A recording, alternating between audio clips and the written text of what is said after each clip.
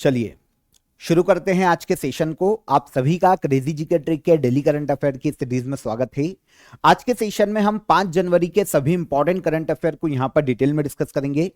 एक एक current affair with fact आराम से नोट कीजिएगा, बहुत ही इंटरेस्टिंग है। आने वाली एग्जाम में यहां से क्वेश्चन हमें देखने को मिल सकता है, तो एंड तक सेशन में बने रहिए। पीडीएफ और डेली करंट अफेयर का मॉक टेस्ट दोनों ही आपके लिए अवेलेबल है क्रेजी जी के ट्रिक के एप्लीकेशन पर, तो चेकआउट कीजिए एप्लीकेशन को। तब तक हम चलते हैं आज के हमारे पहले इंपॉर्टेंट क्वेश्चन पर। देखें, केंद्र सरकार ने केरल, पटना, मेघालय हाईकोर्ट में नए मुख्य न्यायाधीश की नियुक्ति की है। भारतीय संविधान के किस आर्टिकल में हाईकोर्ट के जज की नियुक्ति का प्रावधान है? इंटरेस्टिंग। केंद्र सरकार ने देखिए केरला, पटना और मेघालय, इन 3 राज्यों के हाईकोर्ट में चीफ जस्टिस की नियुक्ति की है।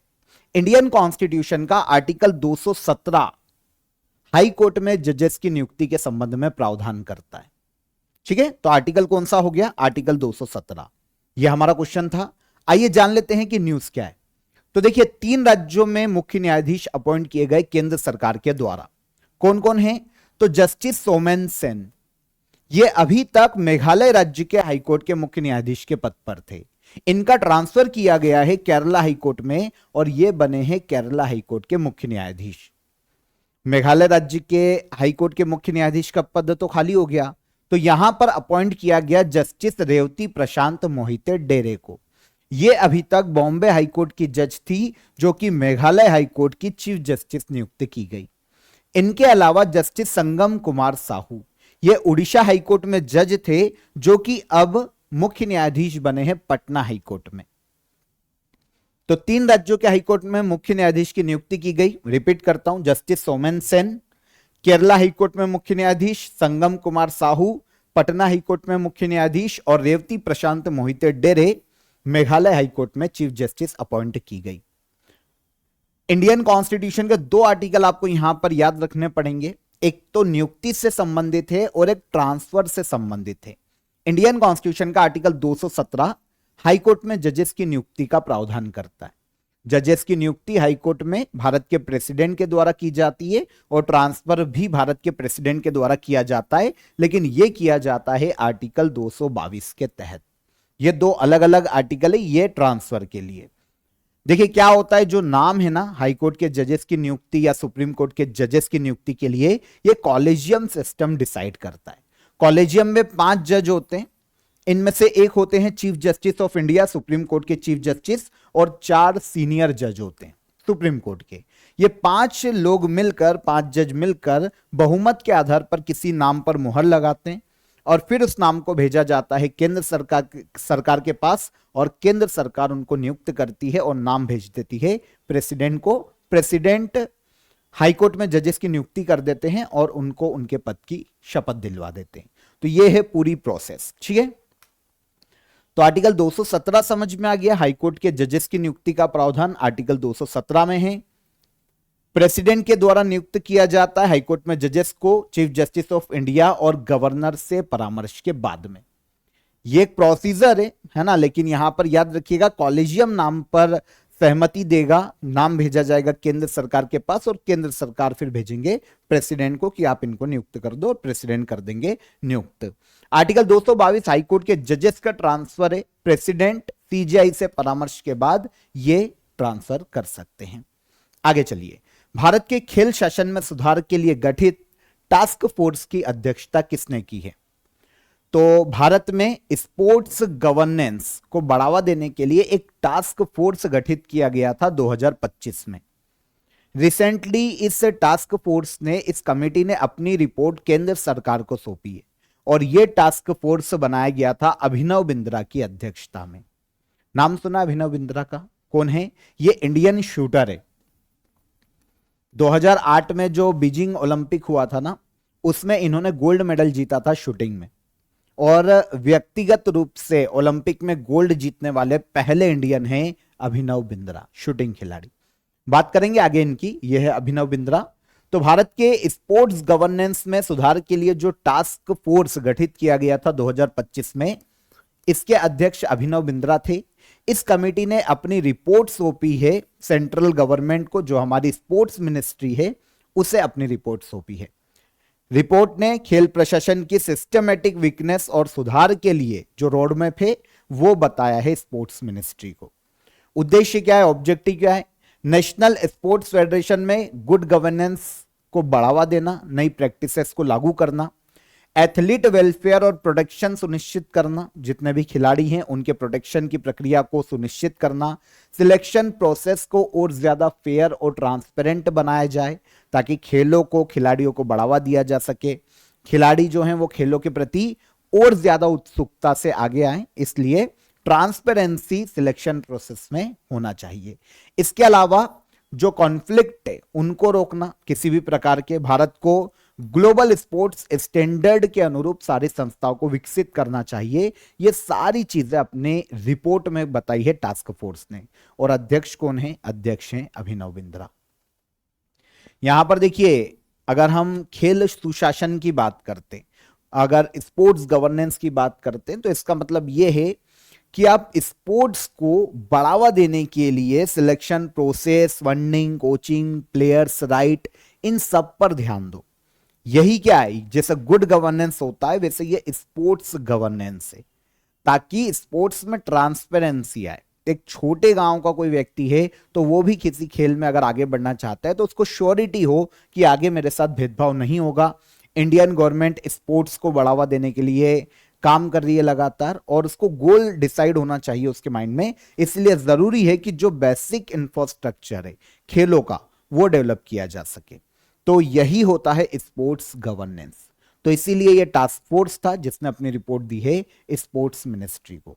ठीक है, अभिनव बिंद्रा की बात कर लें। बेसिक चीजें मैंने आपको बता दी है। वैसे ये उत्तराखंड से आते हैं, ये एक इंपॉर्टेंट फैक्ट है। उत्तराखंड से संबंधित इंडियन निशानेबाज बीजिंग ओलंपिक 2008 में men's 10 meter air rifle event में इन्होंने गोल्ड जीता था। व्यक्तिगत रूप से इंडिविजुअल ओलंपिक गोल्ड लाने वाले पहले भारतीय थे Abhinav Bindra. IOC athlete commission के वर्तमान में ये मेंबर हैं, इंटरनेशनल ओलंपिक कमेटी के एथलीट कमीशन जो है उसके मेंबर हैं। अभिनव बिंद्रा को अर्जुन अवार्ड 2000 में दिया जा चुका है। इसके बाद 2002 में मेजर ध्यानचंद खेल रत्न अवार्ड दिया गया था, और पद्म भूषण इन्हें दिया जा चुका है 2009 में अभिनव बिंद्रा। आगे चलिए, भारत के प्रधानमंत्री नरेंद्र मोदी ने 3 जनवरी को रानी वेलु नचियार की जयंती पर उन्हें श्रद्धांजलि दी है। रानी वेलु नचियार भारत के किस वर्तमान राज्य की रानी थी? तो रानी वेलु नचियार, पता है इनकी इंपॉर्टेंस इसलिए ज्यादा है क्योंकि इंडिया की पहली रानी जिन्होंने अंग्रेजों के खिलाफ युद्ध लड़ा था, रानी वेलु नचियार। 3 जनवरी को इनकी जयंती थी। यह आती है वर्तमान में भारत के तमिलनाडु राज्य से। तमिलनाडु के एक पर्टिकुलर एरिया में ये रानी थी। अभी हम बात करेंगे कि एरिया का नाम क्या था। तो वर्तमान राज्य जहां पर इनका साम्राज्य देखने को मिलता है तो यह है भारत का तमिलनाडु राज्य। रानी यह है नचियार, तमिलनाडु राज्य से आती है, वेलु नचियार। ठीक है, इनका जन्म हुआ था 3 जनवरी 1730 में और इनका निधन हुआ था 25 दिसंबर 1796 में। तो भारत के पीएम ने हाल ही में इनको श्रद्धांजलि दी है। तमिलनाडु के रामनाथपुरम के रामनाद एम्पायर, तमिलनाडु में अगर हम दक्षिण भारत में देखें तो तमिलनाडु के एरिया में रामनाद एम्पायर था, और जिस जगह पर था उसका नाम था रामनाथमपुरम। यहां की राजकुमारी थी, रानी नहीं बोल सकते, राजकुमारी थी। ठीक है, फिर इनका विवाह होता है मुथु वदुगनाथ पेरिया थेवर के साथ, जो कि शासक थे शिवगंगा स्टेट के। ये भी तमिलनाडु में एक अलग सी रियासत थी। यहां पर इनकी शादी होती है, लेकिन पति की मृत्यु के बाद ये शिवगंगा स्टेट की रानी बनती है आगे चलकर, और 1790 तक इन्होंने शासन किया है। 1780 से 1790 तक ऑलमोस्ट 10 साल इनका शासन देखने को मिला। अंग्रेजों के खिलाफ, ब्रिटिश हुकूमत के खिलाफ लड़ाई लड़ने वाली इंडिया की पहली रानी वेलु नचियार, इसलिए इंपॉर्टेंट है। वर्तमान में अगर इनका हम क्षेत्र देखें कि शिवगंगा स्टेट कहां पर पड़ेगा या ये कहां की राजकुमारी थी, रामनद एम्पायर, तो ये दोनों ही तमिलनाडु और उसके आसपास के क्षेत्रों में देखने को मिल जाएंगे। ठीक है, और इंपॉर्टेंस देखें तो भारत में जो पहली महिला सैनिकों की टुकड़ी है ना इतिहास में, वो इन्होंने ही बनाई थी। पहली सेना बनाई थी प्रशिक्षित महिला सैनिकों की, और इसके अलावा पहला मानव बम बनाने का श्रेय भी इन्हीं को दिया जाता है। 1780 से 90 में जब इनका शासन था तो इन्होंने पहला मानव बम बनाया था अंग्रेजों के खिलाफ। तो काफी योगदान रहे हैं रानी वेलु नाचियार। इनकी जयंती मनाई गई कब? तो जयंती मनाई गई 3 जनवरी को। ठीक है। इसके अलावा भारत की पहली महिला शिक्षिका सावित्रीबाई फूले, इनकी 3 जनवरी को इनकी भी जयंती मनाई जाती है। सावित्रीबाई फूले कवित्री, महान समाज सुधारक मानी जाती है और भारत की पहली महिला शिक्षिका मानी जाती है। दोनों की जयंती 3 जनवरी को मनाई जाती है। ऑफर ऑफ द डे बता देता हूं आप सभी को। यहां पर देखिए काफी स्टूडेंट की डिमांड आ रही थी, लगातार कमेंट आ रहे थे कि सर करंट अफेयर की ईयरली शंखनाद ई बुक अपडेटेड कब तक मिल जाएगी। तो आप सभी के लिए जनवरी 2026 तक अपडेटेड ईयरली ई बुक अवेलेबल है, आप इसे ज्वाइन कर सकते हैं। ठीक है। ई बुक मिल जाएगी आपको, डिटेल करंट अफेयर मिल जाएगा, 500 प्लस वन लाइनर यहां पर मिल जाएंगे और इंपॉर्टेंट सारे फैक्ट भी ईयरली ई बुक में दिए गए हैं। तो डिस्क्रिप्शन में मैं आपको इसकी लिंक दे दूंगा। जनवरी तक, इस मंथ तक ये साल भर की अपडेट की हुई है, तो आप इसे ज्वाइन कर सकते हैं। डिस्क्रिप्शन में लिंक है, वहां पर क्लिक करो और डायरेक्ट जाकर इसे आप अवेल करो। यहां पर काफी अफोर्डेबल प्राइस में अभी ये आपको मिल पा रही है। इन फ्यूचर हो सकता है आपको इसका जो प्राइस है वो हाइक देखने को मिले, तो अभी आप इसे ज्वाइन कर सकते हैं। डिस्क्रिप्शन में लिंक है, वहां पर क्लिक करो और डायरेक्ट इसे ज्वाइन करो। तब तक हम चलते हैं अगले क्वेश्चन पर। विश्व ब्रेल दिवस हर साल कब मनाया जाता है? यहां पर बात आ रही है, अच्छा ब्रेल के बारे में सुना होगा, ब्रेल लिपि क्या होती है?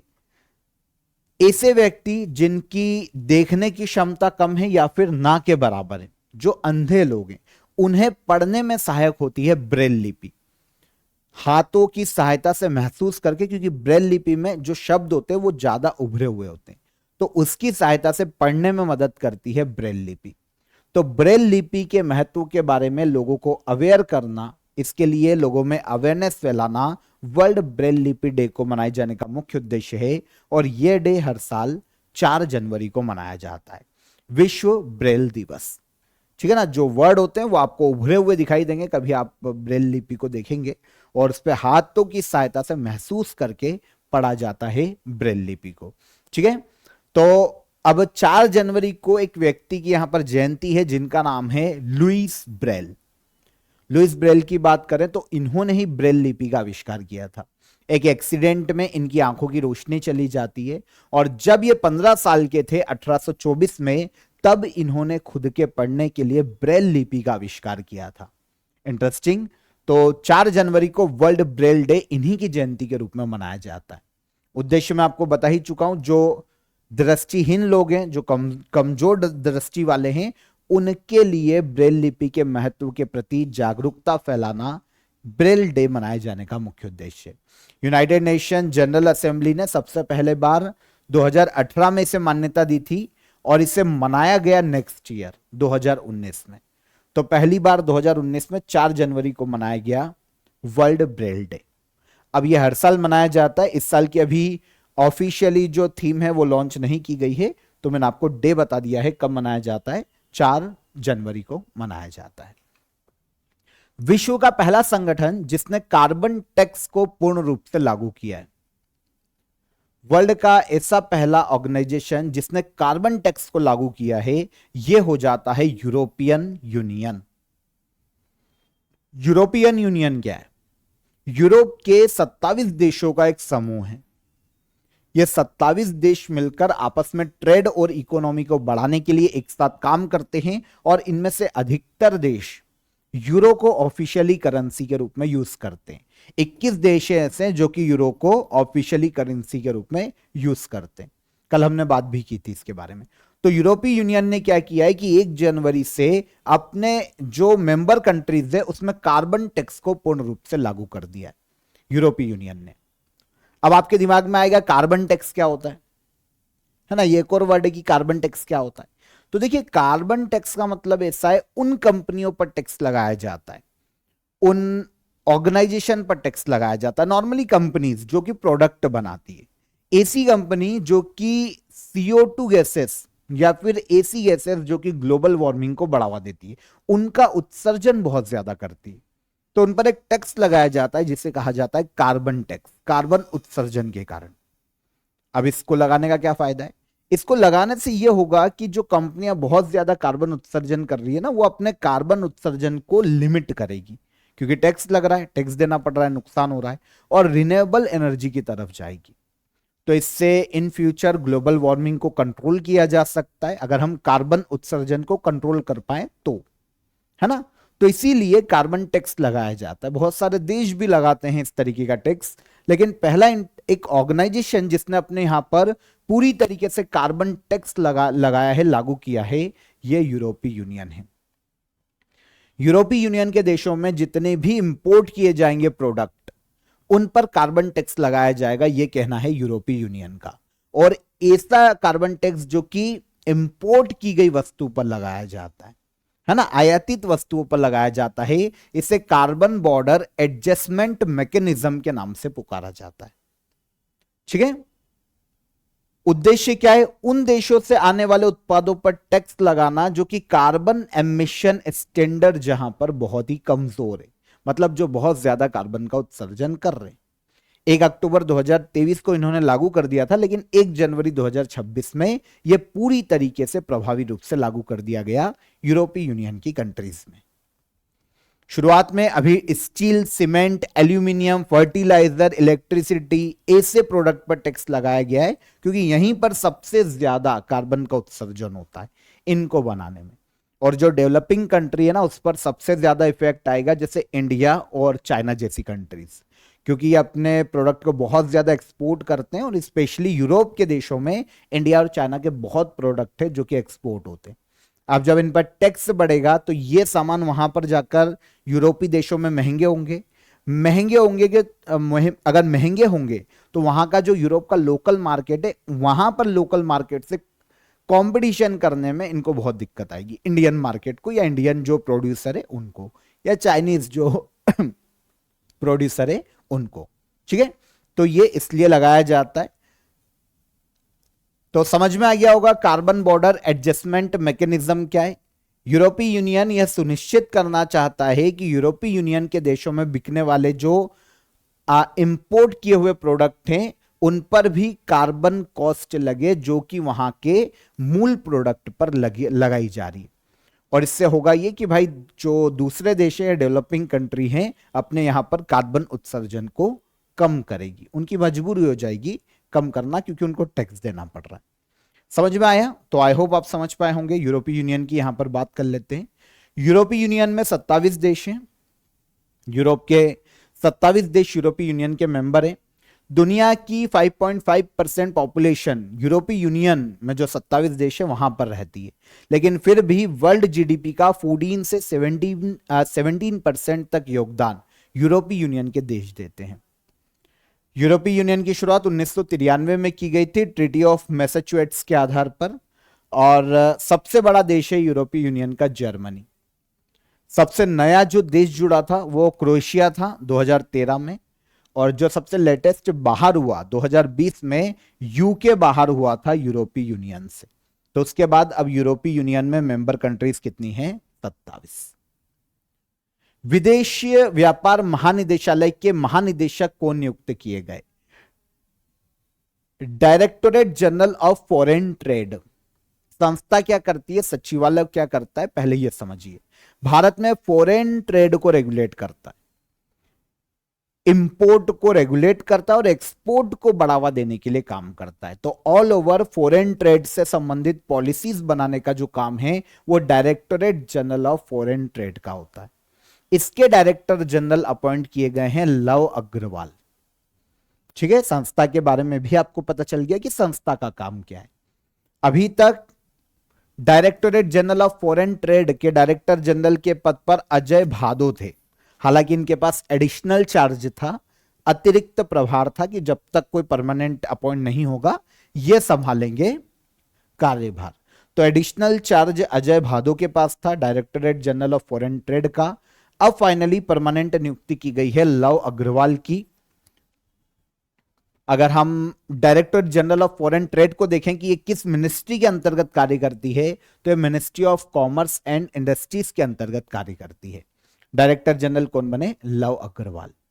संस्था के बारे में पता चल गया। एक स्टेचुरी बॉडी है, एक एक्ट के माध्यम से इसे बनाया गया है जिसका नाम है foreign trade act 1992। Foreign trade development and regulation act इसका पूरा नाम है। 1992 का ये एक्ट है, इसी के आधार पर इस संस्था की स्थापना की गई है। हालांकि संस्था पहले स्थापित हो चुकी थी 1991 में और बाद में ये स्टेचुरी बॉडी बनी 1992 में। ठीक है, संस्था के बारे में पता चल गया। नई दिल्ली में इसका हेडक्वार्टर है, ये याद रखिएगा। डायरेक्टर जनरल कौन? तो ये हो गए लव अग्रवाल। ओके, आगे आइए। प्रधानमंत्री मातृ वंदना योजना को 9 साल कंप्लीट हो गए। प्रधानमंत्री मातृ वंदना योजना की शुरुआत किस वर्ष की गई थी? तो इस योजना को लॉन्च किया गया था 1 जनवरी 2017 को। 1 जनवरी 2026 में इसके 9 साल कंप्लीट हो गए हैं। आपको पता है योजना किससे संबंधित है? नाम से समझ में आएगा, मातृ Vandana Yojana maternity benefit scheme है। मतलब जो माताएं हैं जो नवजात बच्चों को जन्म देती है, उनसे संबंधित ये स्कीम है। उन्हें डायरेक्ट बेनिफिट ट्रांसफर की ये स्कीम है, मतलब उनके अकाउंट में डायरेक्ट पैसा ट्रांसफर किया जाता है। यह है मातृ वंदना योजना। इसे 1 जनवरी 2017 को इंडिया में लॉन्च किया गया था। प्रेग्नेंट वीमेन जो है, ऐसी माताएं जो कि स्तनपान करवाती है, उन सभी को आर्थिक सहायता देना प्रधानमंत्री मातृ वंदना योजना का मुख्य उद्देश्य है। मैटरनिटी बेनिफिट ट्रांसफर है, पहली संतान पर 5,000 रुपए की आर्थिक सहायता दी जाती है सभी माताओं को। दूसरे जन्म में अगर बेटी जन्म लेती है तो फिर कुछ लिमिटेड बेनिफिट दिए जाते हैं, लेकिन पहले जन्म पर 5,000 की आर्थिक सहायता दी जाती है प्रधानमंत्री मातृ वंदना योजना के तहत, डायरेक्ट बेनिफिट ट्रांसफर के माध्यम से। 3 इंस्टॉलमेंट में 5,000 रुपए दिए जाते हैं ताकि जो माताएं हैं वो प्रॉपर टीकाकरण करवाए बच्चों का। इसके अलावा इंस्टीट्यूशनल डिलीवरी को बढ़ावा दिया जा सके। प्राचीन काल में कुछ समय पहले तक क्या होता था, ग्रामीण क्षेत्रों में जो डिलीवरी है वो घर पर ही करवाई जाती थी, है ना। जो दाई होती है या फिर ऐसी जो कार्यकर्ताएं होती है ग्रामीण क्षेत्रों में, उनके द्वारा करवाई जाती थी। लेकिन अब तो उससे क्या होता था, मातृ मृत्यु दर और शिशु मृत्यु दर बहुत ज्यादा देखने को मिलते थे। आपको एक एग्जांपल देता हूं। आपने क्या होता है ना, आजकल आपने देखा होगा कि हॉस्पिटल जाते हैं, काफी सारे कॉम्प्लिकेशन हो जाते हैं, माताओं को हो जाते हैं, नवजात बच्चों को देखने को मिलते हैं, है ना। सिजेरियन डिलीवरी देखने को मिलती है। तब आपने आपके बुजुर्गों को, जो भी आपके आसपास है, उनसे सुना होगा, अरे हमारे टाइम में तो बच्चे घर पे जन्म ले लेते थे, ग्रामीण क्षेत्रों में हमारे तो सारे बच्चे घर पे ही हुए, कुछ नहीं होता था। आजकल के बच्चों को या माताओं को तो बहुत नाटक है, ये आपने सुना होगा। लेकिन आप ये समझिए कि जब घर पे माताएं बच्चों को जन्म देती थी तो उस वक्त इंडिया में जो मातृ मृत्यु दर है और जो शिशु मृत्यु दर है वो बहुत ज्यादा थी। कितनी माताओं की मृत्यु हो जाती थी नवजात बच्चे को जन्म देते समय, कितने बच्चों का निधन हो जाता था, तो ये भी प्रॉब्लम थी ना। अब इसीलिए गवर्नमेंट चाहती है कि इंस्टीट्यूशनल डिलीवरी को बढ़ावा दिया जा सके ताकि मातृ मृत्यु दर और शिशु मृत्यु दर को कम किया जा सके। बच्चे नो डाउट घर पे भी होते थे, प्रोसेस वही है, और ग्रामीण क्षेत्रों में घर पे भी हुए, लेकिन उस वक्त आपने देखा होगा कि उनकी माताजी का निधन हो गया था, बच्चे को जन्म देते वक्त उनका निधन हो गया था, ये भी आपने सुना होगा। तो ये भी बहुत था। तो ये जो इंस्टीट्यूशनल डिलीवरी है इसको बढ़ावा दिया जा सके ताकि जो मॉर्टेलिटी रेट है, मातृ मृत्यु दर या शिशु मृत्यु दर में, उनको कम किया जा सके। तो यह उद्देश्य था, इसी उद्देश्य से शुरू की गई थी मातृ वंदना योजना। ठीक है, ministry of women and child development nodal ministry है इस योजना की। अभी जो बजट आया था 2025-26 का, उसमें 2500 करोड़ रुपए बजट दिया गया है इस पर्टिकुलर स्कीम को। सक्षम आंगनवाड़ी और पोषण 2.0 के तहत यह पूरा पैसा दिया गया है ताकि मातृ वंदना योजना को आगे बढ़ाया जा सके। तो यह है 9 साल कंप्लीट हुए हैं। 2017 में 1 जनवरी को यह योजना लॉन्च की गई थी। हाल ही में किस मंत्रालय ने अपना नया लोगो और मैस्कॉट लॉन्च किया है? तो वो मिनिस्ट्री जिसने अपना नया लोगो और मैस्कॉट लॉन्च किया, यह है सांख्यिकी और कार्यक्रम कार्यान्वयन मंत्रालय, ministry of statistics and programme implementation ministry. Answer हो जाएगा, आंसर है इस मिनिस्ट्री ने अपना नया लोगो भी लॉन्च किया है और नया मैस्कॉट भी लॉन्च किया है। लोगो की और मैस्कॉट की बात करें तो मैस्कॉट का नाम रखा गया है सांख्यिकी, क्योंकि मिनिस्ट्री का नाम है तो मैस्कॉट का नाम रख दिया इन्होंने सांख्यिकी।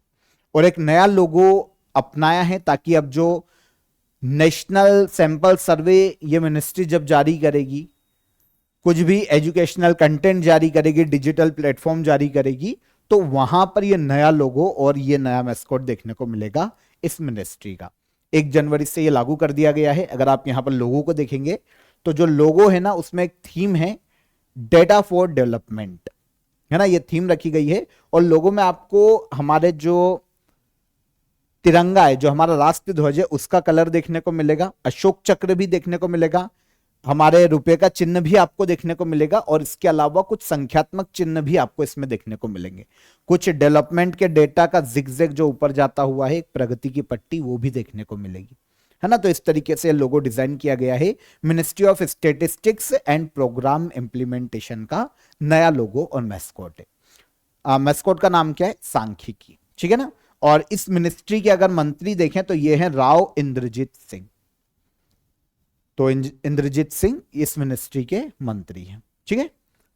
कुछ फैक्ट बता देता हूं। एक तो हम नेशनल स्टैटिस्टिक्स डे से क्वेश्चन आता है और एक वर्ल्ड स्टैटिस्टिक्स डे से क्वेश्चन आता है।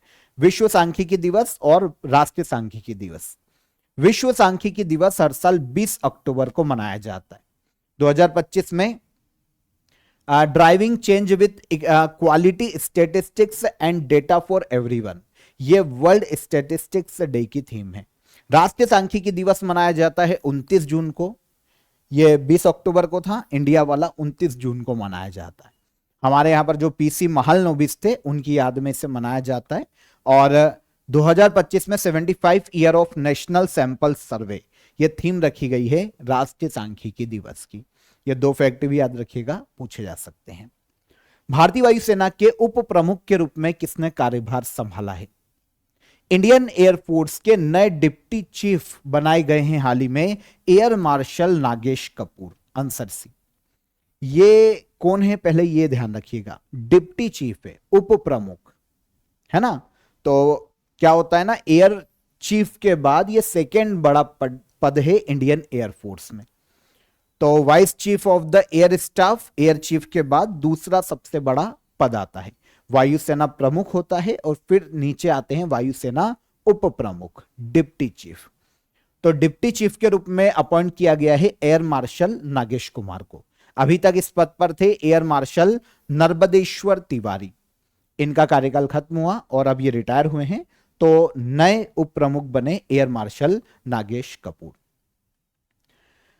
तीनों आर्म्ड फोर्स के चीफ देखें। चीफ ऑफ एयर स्टाफ कौन है? Marshal Amarpreet Singh. Chief of army staff ये है general Upendra Dwivedi. Chief of naval staff ये है एडमिरल दिनेश कुमार त्रिपाठी। और एक होते हैं इनके ऊपर चीफ ऑफ डिफेंस स्टाफ, ये है जनरल अनिल चौहान। विपिन रावत के बाद दूसरे चीफ ऑफ डिफेंस स्टाफ हैं वर्तमान में। ओके। इंडियन एयरफोर्स की स्थापना 8 अक्टूबर 1932 को हुई थी अंग्रेजों के शासनकाल में। तो इंडियन एयरफोर्स डे भी 8 अक्टूबर को मनाया जाता है और हेडक्वार्टर है इसका नई दिल्ली में। Last question, 44th national junior national kho kho championship 2025 का आयोजन कहां किया जा रहा है? 44 राष्ट्रीय जूनियर खो खो चैंपियनशिप 2025 में आयोजित की जा रही है कर्नाटक के बेंगलुरु में। कर्नाटक के बेंगलुरु में यह आयोजित की गई, ठीक है ना। आयोजन कौन करवा रहा है? Kho kho federation of India ने इसका आयोजन करवाया। प्रतियोगिताओं में स्टेट और यूनियन टेरिटरीज से लगभग 1000 यंग प्लेयर्स ने यहां पर पार्टिसिपेट किया है। तो 1000 से ज्यादा यंग प्लेयर ने यहां पर पार्टिसिपेट किया। आयोजन हुआ है बेंगलुरु में अटल बिहारी वाजपेयी स्टेडियम में 44 national junior kho kho championship का। इसके पहले 43 national junior kho kho championship, इसका आयोजन 2024 में हुआ था नवंबर मंथ में और यह उत्तर प्रदेश के अलीगढ़ में आयोजित की गई थी। उस वक्त मेंस और जो बॉयज और गर्ल्स कैटेगरी थी, दोनों कैटेगरी, महिला और पुरुष कैटेगरी आप इनको बोल लीजिए, इसमें महाराष्ट्र विनर रहा था और दोनों कैटेगरी में रनर अप था Odisha. 43 national junior kho kho championship. Upcoming championship में एक 58 senior national kho kho championship का आयोजन इसी मंथ किया जाने वाला है 11 से लेकर 15 जनवरी तक, और यह आयोजित किया जाएगा तेलंगाना राज्य में, तेलंगाना के काजीपेट नाम के शहर में। ठीक है, तो ये याद रखिएगा। और 2025 में खो खो वर्ल्ड कप भी आयोजित हुआ है, जिसमें मेंस और विमेंस कैटेगरी में विनर इंडिया रहा और रनर अप दोनों कैटेगरी में नेपाल था। पहला खो खो वर्ल्ड कप था 2025 में। ठीक है, kho kho federation of India India में खो खो गेम्स को रेगुलेट करने वाली संस्था है। 1955 में स्थापना, शुभांशु मित्तल इसके प्रेसिडेंट है और हेडक्वार्टर है नई दिल्ली में। खो खो गेम्स को 2030 में जो कॉमनवेल्थ गेम्स आयोजित किए जाएंगे इंडिया में, गुजरात में, उसमें खो खो गेम्स को शामिल किया जाएगा 2030 में कॉमनवेल्थ गेम्स में। ठीक है, तो ये एक फैक्ट है इंपॉर्टेंट, याद रखिएगा। 5 जनवरी के सभी करंट अफेयर हो जाते हैं यहां पर हमारे। एक एक फैक्ट को आई होप आपने बहुत ध्यान से सुना होगा, क्योंकि वहां से क्वेश्चन पूछे जा सकते हैं। इवन जो भी एग्जाम हम देख रहे हैं ना, सारे फैक्ट से जो हमने पढ़ा है ना, वहां से कहीं ना कहीं क्वेश्चन देखने को मिले। तो एक एक फैक्ट को नोट करना रोज जब भी आप आए। चलिए अब आते हैं लास्ट डे के करंट अफेयर को रिवाइज करते हैं। ये हो गया हमारा 1 जनवरी 2026 से यूरोजोन का 21वां सदस्य देश कौन सा बना? यह है बुल्गारिया। किस देश को पीछे छोड़कर भारत विश्व का सबसे बड़ा चावल उत्पादक देश बना? चाइना को। किस देश ने अमेजन वर्षावन में पाई जाने वाली डंक रहित मधुमक्खियों को कानूनी अधिकार दिए? तो यह कौन हो जाता है? पेरू। भारतीय महिला हॉकी टीम का मुख्य कोच किसे नियुक्त किया गया? तजोड मौरिजा ने। हाल ही में घोषित कुशावती जिला किस राज्य का तीसरा जिला बना? गोवा का। भारतीय खाद्य निगम के अध्यक्ष और एमडी के रूप में किसे नियुक्त किया गया? तो यह हो जाएंगे कौन? रविंद्र कुमार अग्रवाल। 8वां राज्य वेतन आयोग गठित करने वाला भारत का पहला राज्य कौन बना? यह है असम। हाल ही में आए शीतकालीन तूफान एजरा ने किस देश को प्रभावित किया? तो यह देश कौन सा है? यह है यूएसए। फिर जल्लीकट्टू उत्सव 2026 का आयोजन भारत के किस राज्य में किया जा रहा है? तो यह है तमिलनाडु राज्य।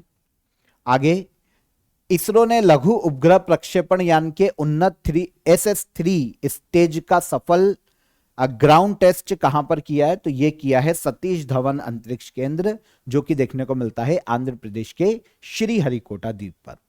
तो ये सारे करंट अफेयर हमारे कल के सेशन के थे, रिवाइज हो गए। क्वेश्चन ऑफ द डे का आपको आंसर बता देता हूं। जितने भी स्टूडेंट ने कमेंट किया लगभग सभी के आंसर बिल्कुल सही है, और सबकी सब इंटरनेट पे क्वेश्चन डालते हो और वहीं से आंसर लेके कमेंट करते हो, बिना देखे कमेंट करो। ओके, तो पता रहे कि कितनों को पता चल पा रहा है, कितना सही ढंग से सही वे में पढ़ पा रहे। तो कभी बिना इंटरनेट की यूज किए भी कमेंट किया करो, ठीक है ना। बाकी तो सभी के सही आंसर आ रहे हैं, स्ट्रेंज। चलिए, भारत की वन एयरपोर्ट वन प्रोडक्ट पहल कहां पर लॉन्च की गई? तो यह तमिलनाडु के तुतीकोरिन एयरपोर्ट पर लॉन्च की गई है। भारतीय खिलाड़ी दिव्या देशमुख चेस प्लेयर है, और भारत की 94th रामसर साइट, अभी तो 96 है, पर 94th रामसर साइट थी गोगाबिल लेक, कहां पर? बिहार में। ये तीनों क्वेश्चन के हमारे आंसर। अब आज के क्वेश्चन ऑफ द डे, पहले क्वेश्चन पर तो कम से कम इंटरनेट का यूज मत करना, है ना, सर्च करके मत आंसर करना, ये तो पता होना चाहिए। और अभी अमेरिका ने एयर स्ट्राइक की है, तो उसलिए भी सुर्खियों में। वेनेजुएला की राजधानी कौन सी है? कमचटका पेनिनसुला, बहुत बार पढ़ा चुका हूं, कहां पर है या किस देश में है? कमेंट कीजिएगा। प्रायद्वीप किस देश में स्थित है? स्टैच्यू ऑफ यूनिटी के डिजाइनर कौन है? अभी इनका निधन हुआ है, बताया था मैंने आपको। तो तीनों कमेंट कीजिए, कमेंट बॉक्स में आंसर कीजिएगा बिना सर्च किए। ओके, चलिए कल फिर मुलाकात करेंगे नेक्स्ट डे के करंट अफेयर में। तब तक अपना ख्याल रखिएगा। जय हिंद, जय भारत।